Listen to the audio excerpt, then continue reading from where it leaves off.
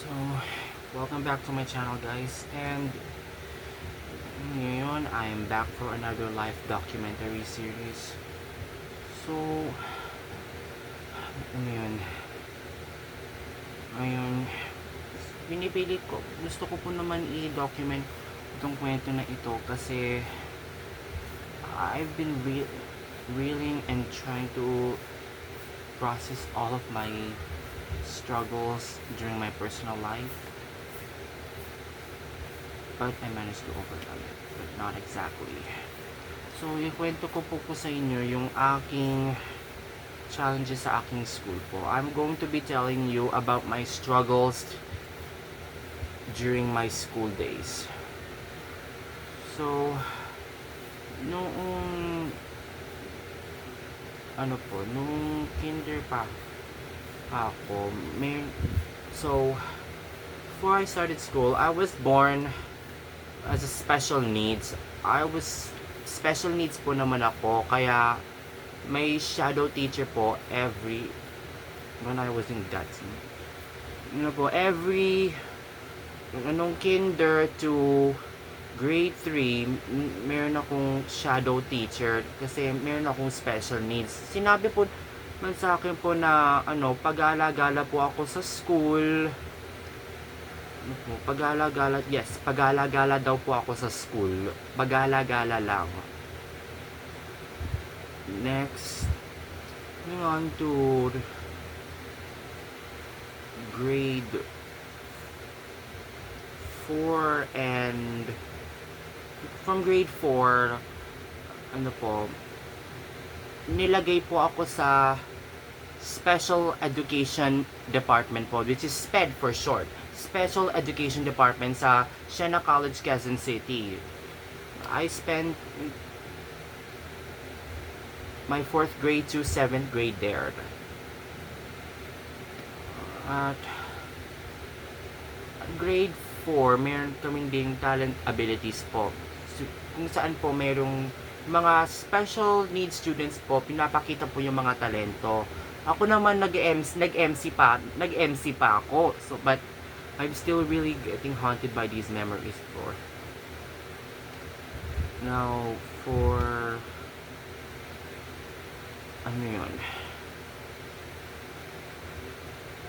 grade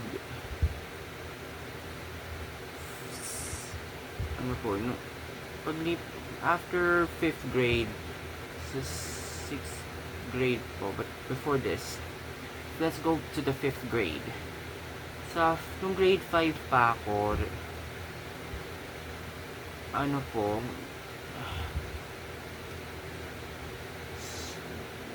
as a special needs student, po,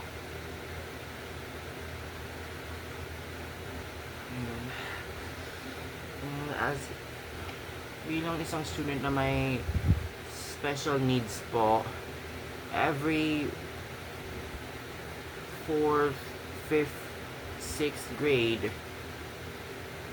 nagte-therapy po ako every Thursday and Saturday. Sobrang mga therapist po, pinatutulungan po na anak ko sa aking speech delay. Yes, meron po akong speech delay as an autistic student, as an autistic kid. For grade 6 and grade 7 naman tayo ngayon. From the grades, I forgot this. Grade 5, grade 6 to grade 7, nag-mainstream po naman ako, which means mga special needs, students with special needs will go to the regular class. From grade 5, I was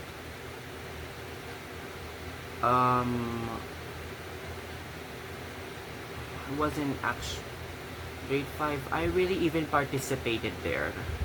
Nag-participate naman ako nung grade 5, but however, pag tantong na po ako ng grade 6, madalas po akong mabully po. However, hindi nila po sinasaktan.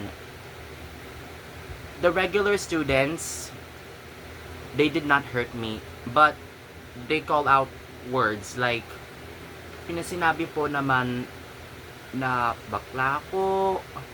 They tell them that I was gay. I was in grade, when I was in grade 6, they bullied me and they called me gay. Hindi naman nila po ako sinasaktan, but they verbally abused me.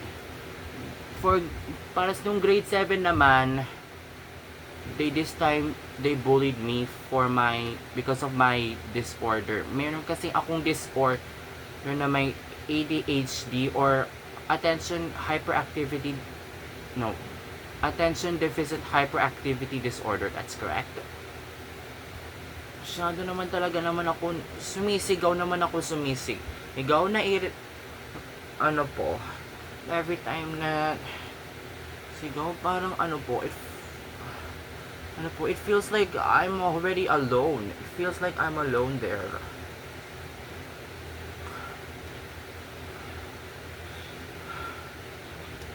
And now for grade 8, basta pandemya yan. Yes, that's the pandemic period. Nung grade 8, lumipat na ako sa National Orthopedic Hospital School for Crippled Children, where I usually found this my fourth home. Tinuturi naman din akong kaibigan naman din doon. Pero pagdating naman sa online classes, masyado naman ako nairita, masyado naman ako nagwala. Every time na pag may online class mo, sinasaktan po ako ni Papa. But yun, nagwala na po ako doon. Nagdadabog, sumisigaw, tapos sinasaktan ko pa yung family ko, sinasaktan ko pa rin sila. But I'm still really hurting them the most when it comes to online classes like this. The same goes to my brother but first, let's go back. The same goes to my brother kasi during that time na ayaw niya mag-online, pinapagalitan po naman siya ni Papa. Pero masyado naman talaga ako nagalit. May nagtatantrums pa ako. And the same goes to my brother. Ayaw naman po every time na ayaw po siya mag-online class, pinapagalitan po siya ni Papa. Well, the same goes to me when I was in 9th grade. Yes, nung grade 9 pa ako, pinapagalitan din ako. Nagwala naman din pa ako, nagsumasagot pa. Tinatapon ko pa yung mga gamit ko. Parang wala na talagang pag-asa yung mag-aral naman ako. Parang wala na talagang pag-asa talaga. It's really, I think I'm really losing hope right now.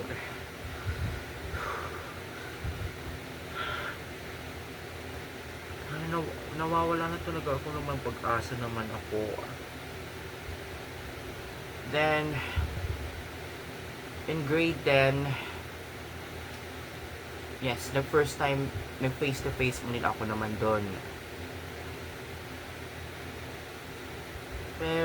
But then, I have this one student, this girl, I have this classmate named Margaret Carillo. Po siya, may tantrum problems po siya, may anger issues. Nung habang nagkaklase po naman kami, she would throw a tantrum to my classmates, then to my teachers. Napaiyak naman ako. And one time, Margaret made me cry. Pinaiyak po ako ni Margaret kasi, however, that wasn't actually. Hindi naman ako pinapaiyak ni Margaret. Margaret didn't actually made me cry because Margaret didn't actually made me cry. Masyado po akong naaapektuhan masyado po akong naapektuhan sa anger issues niya po. Naapektuhan ko po kasi ako sa kanya. Ayun po tuloy, ano po, no March 2023, yes, March 2, 2023, ano po, napilitan po akong na umuwi kasi dahil sa pag-iiyak ko, parang wala na ba talagang pag-asa sa akin? And for one time, June 2023 naman to, habang nagkasagutan po ako kasama yung kaklase kong si Jerome Federico Go, si Jerome. And then, during TLE class, umiyak din ako kasi parang I think Margaret is passing my tantrums to me. What is going on? What is going on with these people? Do I ever feel really loss of hope right now? Parang nawawalatan talaga akong pag-asa sa pag-aaral. And doon naman nagdesisyon noong May 2023, May 1, 2023, lumipat na kaming Bulacan. I felt, during my first days in senior high, grade 11 ako nagsimula sa KAV Academy and then graduated in grade 12. I felt like I was an outcast, pero during the first day, I have this friend called Sean Pasquad and a group of boys. I found solace in them, but I even found solace in my friends the most.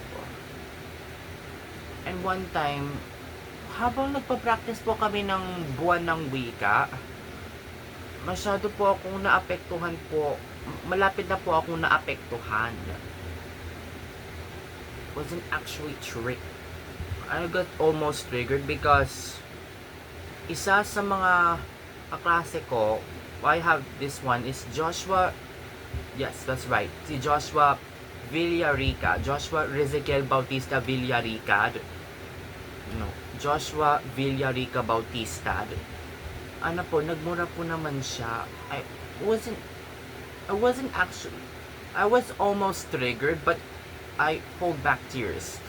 And after this girl, I have this classmate Aliyah, Arabella, whatever that is, the Aliyah. I have this student Aliyah. She comforted me, and so this Rachel Joy Carmen. Then pantungtong ko na po nung grade 12, masyado po akong natitrigger na din. I wasn't actually triggered. Masyado po akong may anxiety.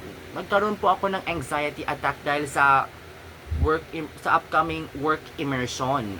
Kasi every grade 12 student mag-work immersion po kami. However, I wasn't actually triggered by the work immersion. I wasn't suffering an anxiety attack from the work immersion. Kasi, yung isang teacher ko po, si Sir Reynald Cariaga, during PE class, sinigawan po naman yung mga estudyante po na nagdaldadalan sa likod. Ako naman yung nasa harapan. I even covered myself with the hood of my jacket kasi na-trigger naman talaga ako tuloy pag recess. Yun, naiyak na talaga ako. Kaya yung advisor ko po, si Ma'am Herlyn Martin, dinala po ako sa clinic.